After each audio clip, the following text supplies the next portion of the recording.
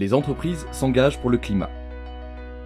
La COP21 se déroulera à Paris du 30 novembre au 11 décembre 2015.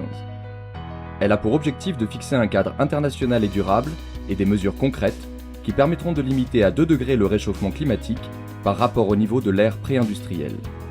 Un objectif crucial et déterminant pour lequel les entreprises s'engagent aux côtés des pouvoirs publics et de l'ensemble des acteurs, manifestent pour une démarche concertée et ambitieuse pour répondre à ce défi sans précédent. Opportunité. Le défi du changement climatique peut constituer une opportunité pour nos sociétés. Celle de créer les conditions d'une croissance mondiale, durable et équitable.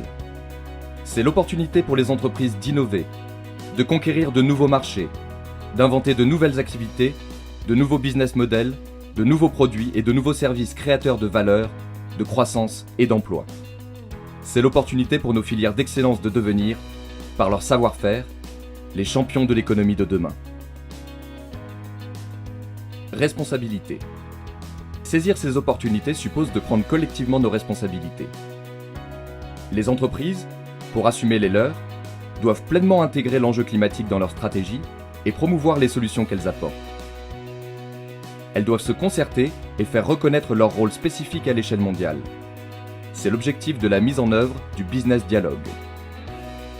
De leur côté, les États devront être en mesure de tenir les engagements qu'ils prendront. Il est donc nécessaire de mettre en place un cadre de mesures, de publication et de vérification des émissions. Mais ce n'est pas la seule responsabilité des États dans ce défi. Les États ont une responsabilité environnementale, mais aussi une responsabilité économique, celle d'assurer compétitivité, croissance et emploi. L'ouverture de la gamme des solutions disponibles demain passe par des investissements intensifiés en recherche et développement. Les entreprises attendent des signaux forts d'incitation à l'innovation et au transfert de technologies vers les pays en développement.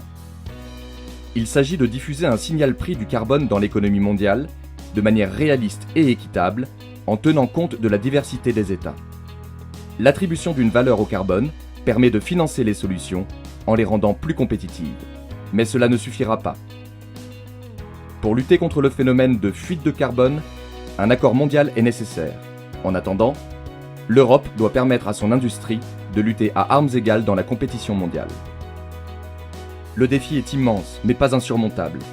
Raison de plus pour le relever ensemble en conjuguant, au présent, réalisme économique et rigueur d'une part, et créativité et audace d'autre part.